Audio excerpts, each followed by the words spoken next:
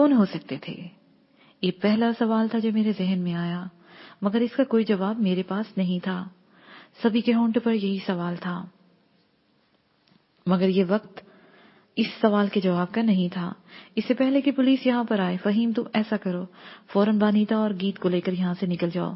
سلمان تم بھی ان کے ساتھ جاؤ۔ جہانا کہاں ہوگا؟ سلمان نے پوچھا۔ وہیں ماڈل ٹاؤن، فوراً۔ میرے کہنے پر وہ پورچ میں کھڑی گاڑی کی جانب بڑھے اور اگلے چند منٹ میں وہ وہاں سے چلے گئے۔ جنید اور اکبر ابھی تک نہیں لوٹے تھے، وہ سامنے کی چھت پر دکھائی دے رہے تھے۔ میرے پیچھے مہوش، زویا، علی نواز کھڑے تھے۔ ابھی پولیس آتی ہوگی، اس کے بہت سارے سوال ہوں گے، لہٰذا جو بھی کہنا ہے وہ میں نے ہی کہنا ہے۔ تم لوگ یہاں سے چلے جاؤ، سلمان سے رابطہ رکھنا، میں نے کہا اور دوسری گاڑی کی طرف اشارہ کیا۔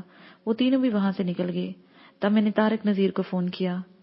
سر، مجھے اطلاع مل گئی ہے اور میں اپنے آفس سے نکل پڑا ہوں۔ میرا متعلقہ تھانے سے رابطہ ہو گیا ہے، وہ تیزی سے بولا۔ پولیس والے بہت سوال کریں گے اور میں نے کہنا چاہا تو اس نے میری بات کاٹ کر کہا، وہ کوئی سوال نہیں کریں گے، میں سب دیکھ لوں گا، بس میرے آنے تک وہاں رہیں۔ اوکے۔ میں نے فون بند کر دیا۔ لوگوں کا ہجوم اکٹھا ہونا شروع ہو گیا تھا۔ میں واپس پلٹ کر اندر آ گیا۔ مجھے اب طارق نذیر کا انتظار تھا۔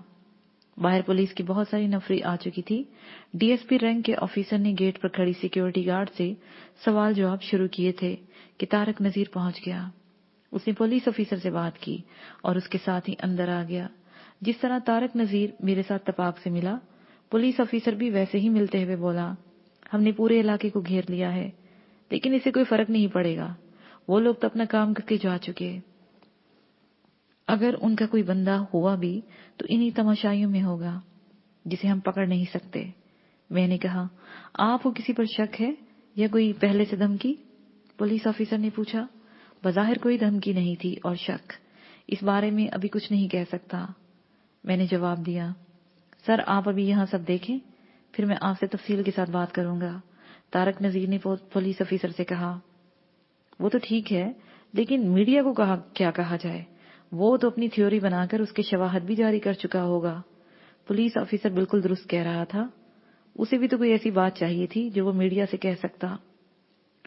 آپ اسے ڈکیتی بتا دیں، میرا بھی یہی بیان ہے کہ کچھ نامعلوم افراد ڈکیتی کے لیے آئے تھے، میرے سیکیورٹی گارڈ نے انہیں مار بھگایا، اب یہ آپ کی ذمہ داری ہے۔ پولیس آفیسر نے طارق نذیر سے کہا تو اس نے اسبات میں سر ہلا دیا۔ دونوں ہی سمجھ رہے تھے کہ انہوں نے کیا کرنا ہے۔ پولیس آفیسر کے جانے کے بعد طارق نذیر نے بتایا، سر جی، فیضان بٹ سے بہت ساری باتیں معلوم ہوئی ہیں، اس کا پورا ایک گروہ یہاں کام کر رہا ہے، ان کی طرف سے کافی دھمکیاں بھی آ رہی ہیں۔ اس گھر کے بارے میں اس گھر کے بارے میں کب، کسے اور کیا معلوم تھا، میں کچھ نہیں کہہ سکتا ابھی، لیکن بہت جلد یہ پتہ چل جائے گا۔ اوکے، اب سنبھالو یہاں، سب کچھ ظاہر ہے، میڈیا یہاں کے رہائشی کے بارے میں کوئی بات کرے گا، اس لیے میں نکل رہا ہوں، میں نے کہا تو اس نے تیزی سے کہا، سر یہی بات میں آپ سے کہنے والا تھا، میں سب دیکھ لیتا ہوں، آپ کے لیے سیف ہاؤس وہ ہے میرے پاس، میں نے کہا اور جنید کو اشارہ کیا۔ وہ اکبر کے ساتھ گاڑی میں جا بیٹھا اور ہم وہاں سے نکل کر ماڈل ٹاؤن کی جانب چل پڑے۔ مین روڈ پر آتے ہی اکبر نے پوچھا، سر یہ کس کا کام ہے، کچھ پتا چلا؟ نہیں، ابھی نہیں، لیکن بہت جلد پتا چل جائے گا، میں نے سوچتے ہوئے کہا۔ تو ہمارے درمیان خاموشی چھا گئی۔ مجھے یقین تھا کہ وہ بھی یہی سوچ رہے تھے، وہ بھی میری طرح جلد از جلد ان تک پہنچ جانا چاہتے ہوں گے۔ جہاں تک میرا خیال تھا، یہ فیضان بٹ کے لوگوں کا کام نہیں ہو سکتا تھا۔ یہاں پر میں یہ بھی سوچ رہا تھا کہ ممکن ہے کرنل صاحب نے اپنے لوگوں کی حفاظت کے لیے جو پلان کیا ہے، مجھے اسے بدلنا پڑے۔ میرا ذہن تیزی سے سوچ رہا تھا، یہ محض فیضان بٹ کے لوگ نہیں ہو سکتے تھے، ان کے پیچھے لازماً کوئی دوسری قوت ہے، وہ کوئی بھی ہو، آخر انہوں نے یہاں کی ریکی کی ہوگی، انہوں نے ہمارے آنے جانے کا پورا شیڈول دیکھا ہوگا اور پھر اسی وقت حملہ کیا جب یہ سارے لوگ یہاں آ چکے تھے۔ اگر وہ لوگ یہاں پورے پلان کے ساتھ حملہ کر سکتے ہیں تو ماڈل ٹاؤن والا گھر بھی ان کی نگاہ میں لازماً ہوگا، وہ قطعاً محفوظ نہیں ہو سکتا تھا۔ ابھی یہ سوچنے کا وقت نہیں تھا کہ یہ سب کس نے کیا، ابھی تو اپنے لوگوں کی حفاظت کیسے کروں، مجھے یہ سوچنا تھا۔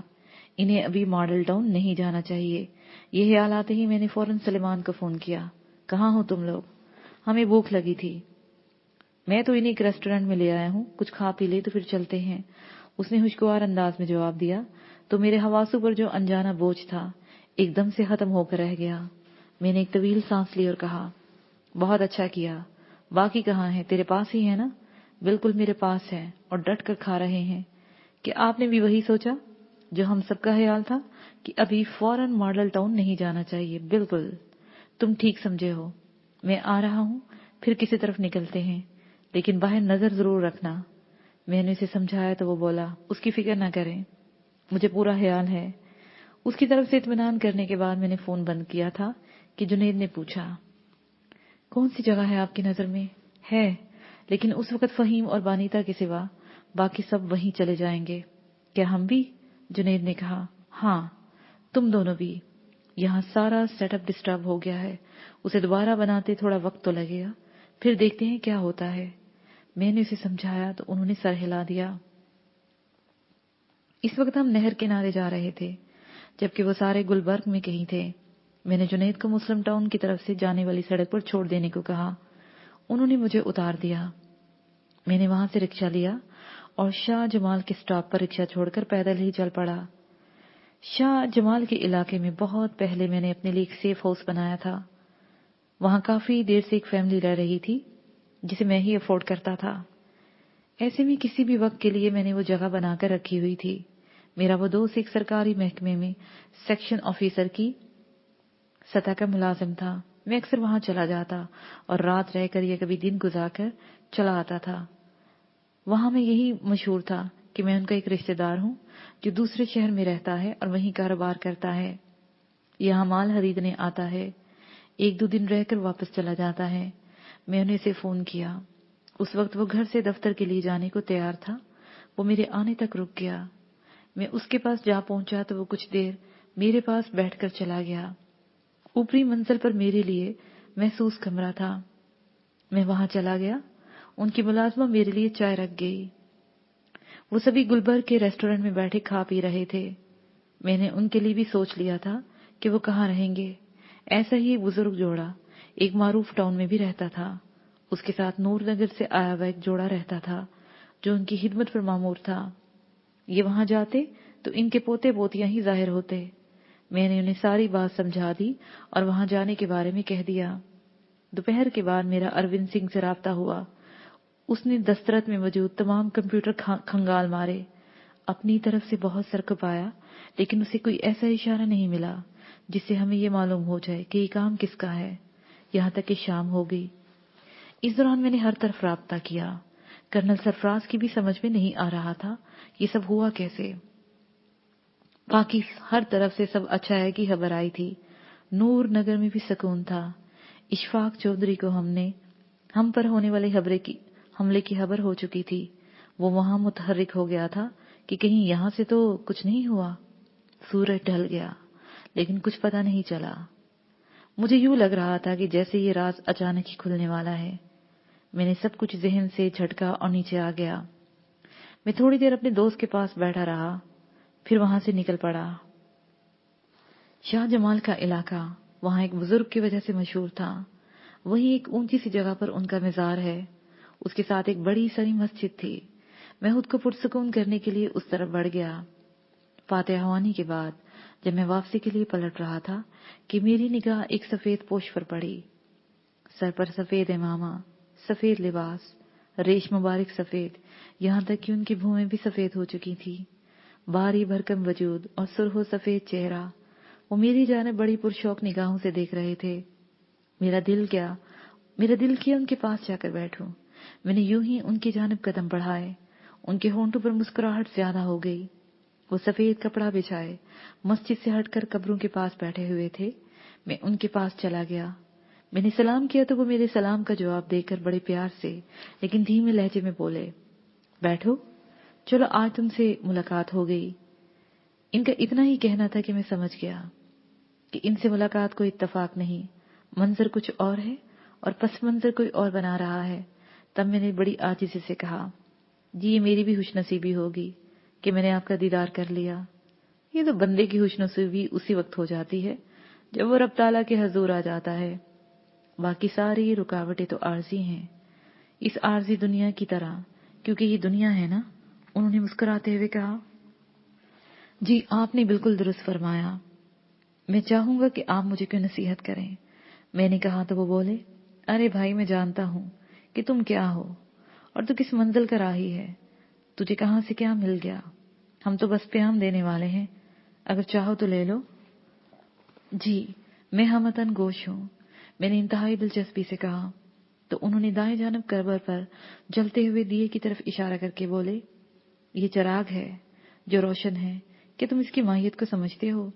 हजूर आप ही फरमाए, मेरी तवज्जो आपकी तरफ है। मेरे कहने पर वो बोले, ये देखो ये चिराग है, ये पहले मट्टी था, इसको गूंदा गया, आग में पकाया गया, इसमें तेल डाला गया, बत्ती रखी गई, मट्टी से चिराग बन गया और इसने मट्टी को अपने अंदर ले लिया, तेल और बत्ती इसके अंदर आ गई। अब इसमें रोशनी नहीं है। रोशनी कैसे होती है? इसी को जलाता है, कोई अमल होता है जलाने के लिए, जब कोई इसे जलाता है तो रोशनी होती है, रोशनी करने वाला जाहिर हो जाता है। जी ये समझ गया, लेकिन मैंने कहना चाहा तो वो बोले, ये सिलसिला यूं हुआ कि पहले तसव्वुर पैदा हुआ, उसके बाद जोहदे अमल और शहीदों का खून डाला गया और उसके दिल की कंदील को जलाया गया तो रोशनी पैदा हुई। अब समझो जिस्म और जान के दरमियान सांस पड़ी है, जहून को जिक्र से गर्दिश में रखे हुए है, जिससे फिक्र पैदा हो रहा है। रोशनी में हर शय पड़ी है और हर शय में रोशनी है और रोशनी ने हर शय को मुहीत किया हुआ है। इसी तनाज़ुर में देखो पाकिस्तान को, ये किला इस्लाम, दिल एक हरम है। जिक्र और फिक्र क्या, मैंने गिरा खोलने की कोशिश की। जिक्र का ताल्लुक दिल से है और फिक्र का ताल्लुक अकल से है। शोला इश्क का ताल्लुक दिल से होता है कि दिल लामहदूद है। उन्होंने फरमाया, जी मैं समझ गया, आप पाकिस्तान को दिल कह रहे हैं और उसकी हैसियत एक हरम की सी है। मैंने वाज़िया करके समझने की कोशिश की। मैं इस पर बात करता हूँ। ये कहकर वो चंद लम्हों के लिए खामोश हुए, फिर कहते चले गए, मुल्क छोड़ा, घर बार छोड़ा, माल दौलत और जमीन जायदाद छोड़ी, हमारी इज्जतें, माएं बहनें, बेटियां जिनकी कोख में अभी नई आने वाली जिंदगी हमक रही थी, उन्हें दुनिया में आने से पहले ही शहीद कर दिया गया। बच्चों को किरपानों पर लहरा दिया गया। ये कहते हुए उनका लहजा भीग गया और उनकी आंखों में आंसू की झड़ी लग गई। वो कुछ देर खामोश रहे, फिर भीगे हुए लहजे में बोले, जब ये इतना कुछ हो जाए तो फिर बाकी बर्बरियत बारे कहने की जरूरत नहीं। बच्चे कत्ल करना शैतानियत की आखिरी हद है। हमारे तमाम ज़ाहरी रिश्ते, बहन भाई, बच्चे, बेटे बेटियां और तमाम जिस्मानी कुर्बानी, सारे जानी कुर्बानी हमसे गुजर गए। हमने हर शय मतलब और मकसद हकीकी पर लगा दी। ये क्या है? वो ये है कि जब कौम में इश्क आ जाता है तो इसमें अज़्म यकीन आ जाता है। इश्क ही लज़्ज़त हयात और लज़्ज़त मौत से आशना कर देता है, बल्कि महरम राज बना देता है। ये कहकर वो एक लम्हा रुके, फिर बोले, देखो कलंदर लाहौरी ने कहा, नहीं है कि खुदी है जिंदा तो मौत है एक मकाम हयात, कि इश्क मौत से करता है इम्तिहान सबात। मौत के आईने में तुझे दिखा के रुख दोस्त, जिंदगी और तेरे लिए दुश्वार करे, कुशायदा दरे दिल समझते हैं इसको, हलाकत नहीं मौत उनकी नजर में। ये मौत और हयात का भी बड़ा अजीब फलसफा है। मैंने कहा तो वो बोले, ये महज फलसफा नहीं हकीकत है। देखो काफिर ये समझता है कि मौत आई तो हर शय खत्म हो गई, लेकिन दीन हमारा ये बताता है कि आज का दिन कल की खबर देता है। ये जहान जो दिखाई देता है, ये जो हमारी नजरों के सामने है, ये अगले जहां की खबर देता है। इसी रंगोबू में उलझ के ना रह जा, चमन और भी, आशिया और भी हैं। जिंदगी इस आलम में आई तो ये आलम जाहिर हो गया। इस आलम जाहिर का एक बातन है जो इंसान के अंदर है और वो दिल है, मगर उसी नजरों से ओझल हो गया हुआ है और जालिम को समझ नहीं आ रही कि यही बातन उसका दिल है। इसी तरह मौत अगले जहान का दरवाजा खोलती है। मौत एक मुकामी जिंदगी है जहां से हम अगले जहां में जाकर जाहिर होते हैं। मौत हर शय के खत्म होने का नाम नहीं है। जी बिल्कुल। क्या आप इस पस मंजर में پاکستان کی بات کر رہے تھے جو دل ہے؟ میں نے پوچھا تو وہ جذب سے بولے، عاشقی تقلید محبوب صلی اللہ علیہ وآلہ وسلم سے محکم ہوتی ہے۔ یہ قافلہ عشق مرد کلندر کے مومن حضرت قائد اعظم محمد علی جناح کی سالاری میں روانہ ہوا تو مرد مینان، تو میرے لشکر، نوری حضوری، تیرے سپاہی جب قافلے نے وہاں سے ہجرت کی تو موت و حیات کی لذت سے گزر کر وطن پاکستان میں آ گیا۔ یہ وطن پاکستان دل کا حرم ہے، جنہوں نے موت کو اپنے اوپر وارد کر کے رسم شبیری ادا کرتے ہوئے دل کا حرم کا دروازہ کھول دیا، یعنی دل کے حسین چہرے سے نقاب اٹھا دیا۔ اس قافلہ عشق نے لا الہی کی تلوار سے غلامی، محکومی اور محتاجی، احساس کمتری، مایوسی، نا امیدی، مجبوری کی رگوں سے خون بہا دیا اور اپنے خون سے لا الہ الا اللہ کا کائنات لکھ دیا۔ آزادی بھی، خود مختاری بھی، حکومت بھی حاصل ہو گئی۔ اپنے خون سے دل کی تعمیر کی، ہر شے ہے محو خود نمائی، ذرہ ذرہ شہید کبریائی، جہان آب و گل سے عالم جاوید کی خاطر، نبوت ساتھ جس کو لے گئی تھی وہ ارمغا تو ہیں، میرے عرب کو آئی ٹھنڈی ہوا جہاں سے، میرا وطن وہی ہے، میرا وطن وہی ہے۔ تو کیا ہوا؟ اس چمن کی مٹی نے دل کا راز ظاہر کر دیا۔ اے عرض پاک، تیری حرمت پہ کٹ مرے ہم، ہے خون تیری رگوں میں اب تک رواں دواں ہمارا۔ جی یہ تو ہے، میں نے کہا۔ ایک وقت ایسا آیا کہ ان میں سے ہر ایک شے چھین لی گئی، روٹی، ہتھیار، تحفظ کا ہر سامان پہلے ہی لے لیا گیا۔ پھر وہ کیا تھا کہ یہ بے تیغو پتنگ لڑے، اس مقام میں بھی کامیاب گزر گئے۔ کافر ہے تو کرتا ہے شمشیر پہ بھروسہ، مومن ہے تو بے تیغ بھی لڑتا ہے سپاہی۔ یہ کیا تھا؟ یہ تھا اس مرد کلندر کی دی ہوئی عشق کی آگ، جس نے حیات و موت سے بھی گزار دیا۔ اور فقر جن کا میں بیسارا ویراں آتا ہے، ضربکاری ہے اگر سینے میں ہے قلب سلیم۔ یہ عشق کی آگ، یہ حیات اور مبات، یہ کیسی قوت ہے سرکار، کیسے کیسے پہاڑوں کو رائی بنا دیتے ہیں۔ میں نے بات آگے بڑھانے کی غرض سے کہا، بودو نبودو صفات ہیں، یہ ذات کی جلوہ گریاں ہیں، جن کو تو حیات سمجھتا ہے، جن کو ممات سمجھتا ہے، ان کو ثبات نہیں۔ ثبات کسے ہے؟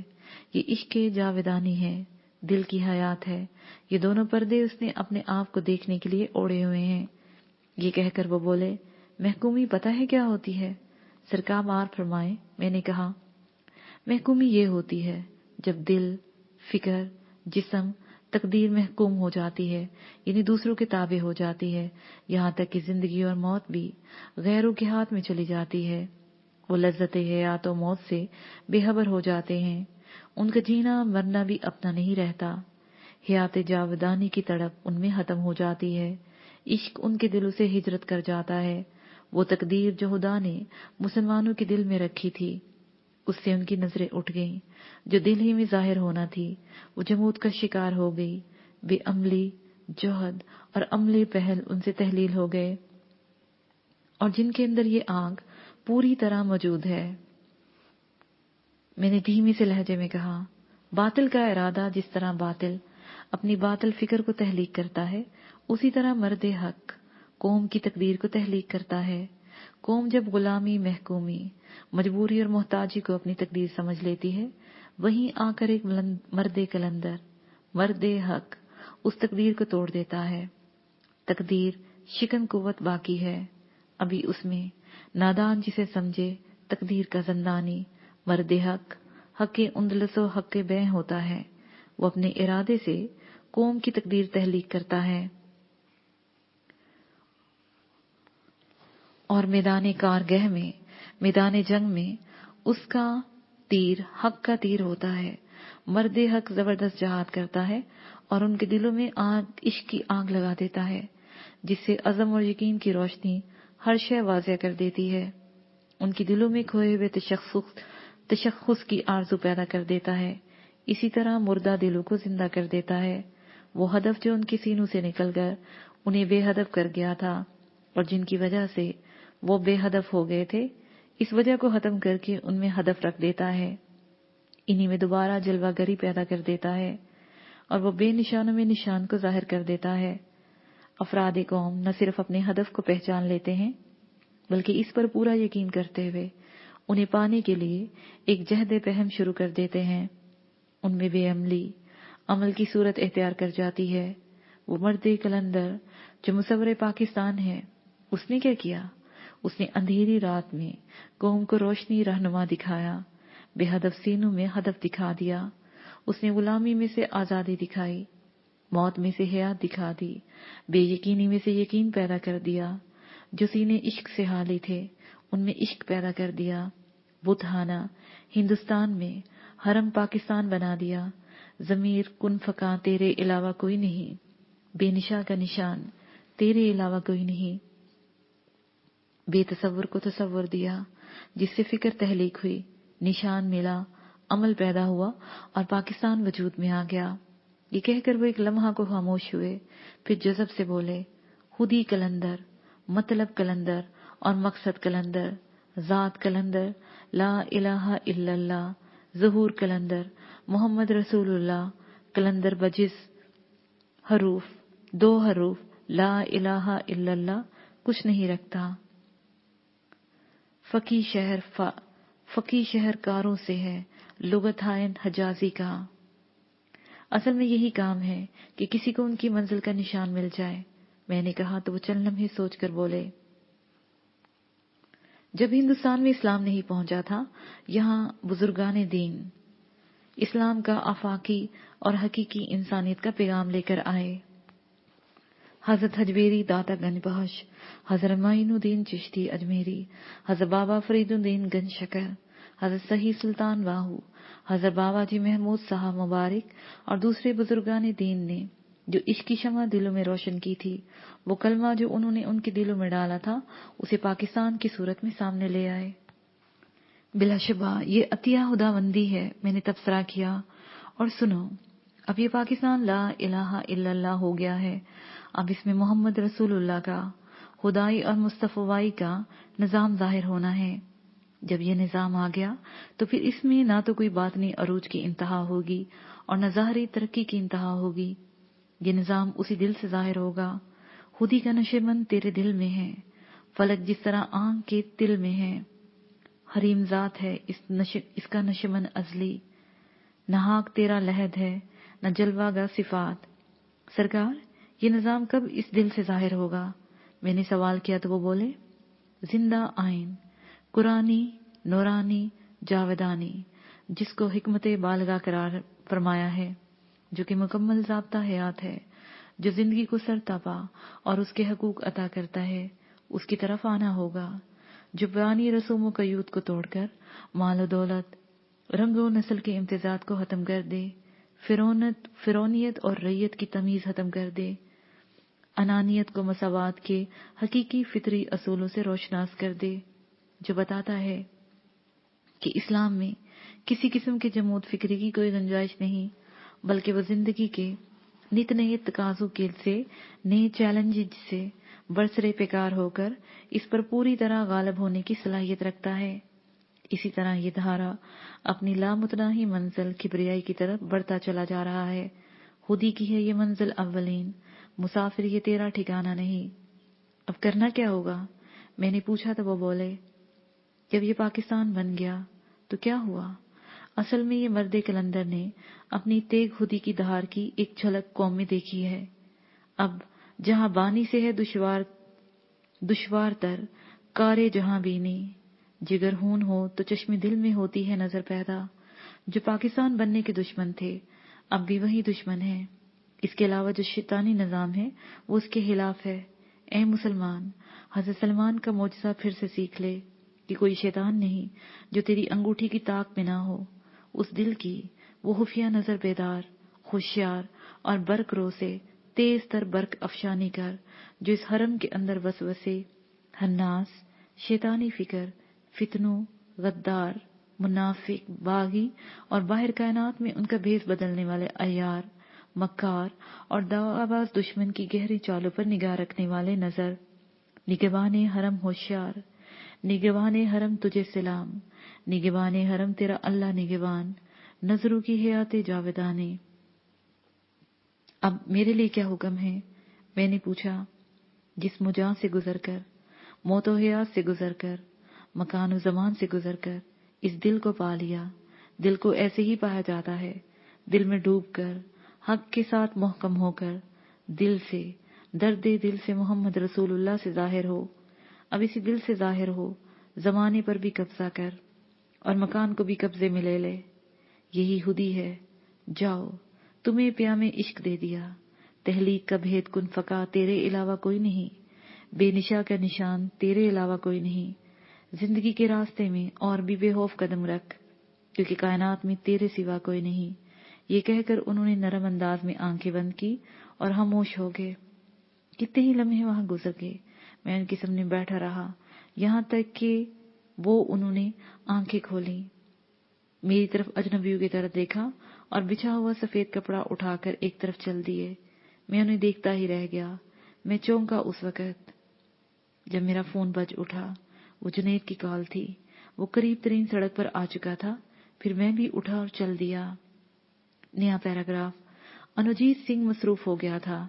उसे ओगी पिंड ही नहीं, इर्द गिर्द से बहुत सारे ऐसे नौजवान मिल गए थे जो सिर्फ धर्म की खातिर सब कुछ करने को तैयार हो गए थे।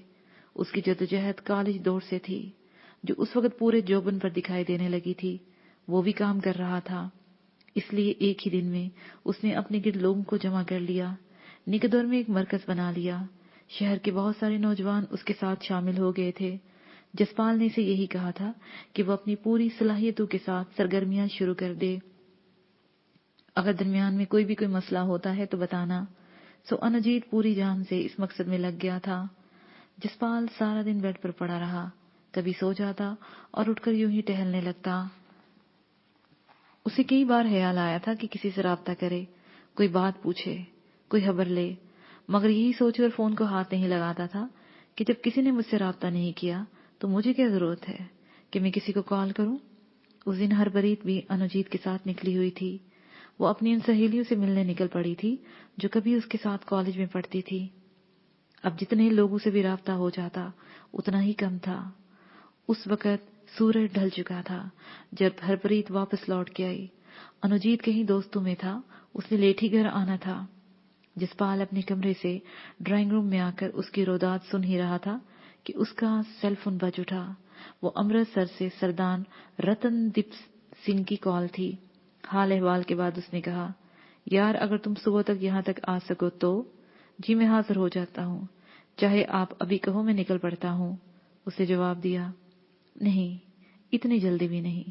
सुबह मैं तुमसे कोई बात करना चाहता हूँ। 10 बजे तक पहुंच जाना, बाकी जब चाहो आओ, तुम्हारा अपना घर है। ठीक है जी, मैं हाजिर हो जाऊंगा, उसने कहा और फोन बंद कर दिया। क्या बात हो सकती है? हरप्रीत ने सुनकर पूछा। अब तो कल ही पता चलेगा। जहां तक मेरा ख्याल है यही इलेक्शन की बात होगी। अब जोड़ तोड़ पूरे अरूज पर है ना। पार्टी टिकट के भी सभी से वादे हो रहे हैं।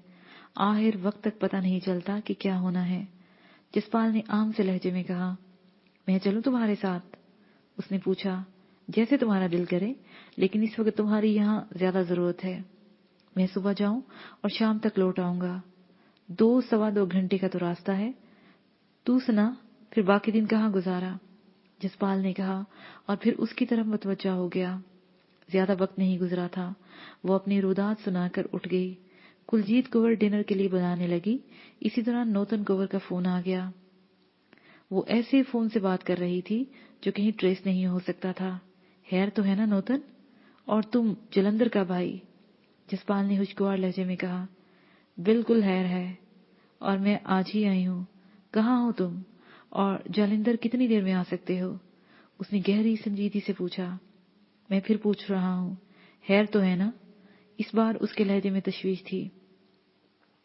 मैं फिर कह रही हूँ, खैरियत है। मैं यहाँ हूँ जालिंदर। सोचा तुमसे गपशप कर लूं। अब ये मत कहना कि मैं ओगी पिंड आ जाऊं। मैं तुमसे कुछ बातें करना चाह रही हूँ, उसने खुशगवार लहजे में कहा। यार बड़ा सस्पेंस है। खैर मैं डिनर लेके निकलता हूँ, आना कहाँ है? उसने पूछा। वही बानीता कुंवर के फार्म हाउस पर। وہیں ہوں، اس نے جواب دیا اور پھر الوداعی باتوں کے بعد فون رکھ دیا۔ تقریباً 1 گھنٹے بعد وہ ڈنر کرنے کے بعد جانے کے لیے تیار ہو گیا۔ اس نے 4 وہیل نکالی، اسلحہ اس میں رکھا اور اکیلے ہی نکل پڑا۔ ہرپریت نے اسے پورچ سے الوداع کیا۔ نکت اور جالندھر روڈ پر آتے ہی اس نے جیپ کی رفتار تیز کر دی۔ اس کے دماغ میں کہیں خود بدھ ہونے لگی تھی کہ ایک دم سے یوں فون نہیں آ سکتے ہیں۔ اس وقت رات کے 11:15 بجے کا وقت تھا جب وہ فارم ہاؤس پہنچ گیا۔ نوتن کور اس کا پورچ میں انتظار کر رہی تھی۔ وہ کافی حد تک سوبر اور ماڈرن دکھائی دے رہی تھی۔ اس نے پتلون پر شرٹ پہنی ہوئی تھی اور وہ اس کے ساتھ ہی ڈرائنگ روم میں داخل ہوا۔ ان کے علاوہ وہاں کوئی نہیں تھا۔ ان کے بیٹھتے ہی چائے آ گئی۔ تمہیں کل رتن دیپ سنگھ نے امرتسر میں بلایا ہے نا؟ نوتن نے مگ اسے تھماتے ہوئے کہا۔ ہاں، تم سے کچھ دیر پہلے ہی انہوں نے فون کیا تھا، جسپال نے کہا۔ اس کے ساتھ ہی یہ پارٹ اپنے اختتام کو پہنچا۔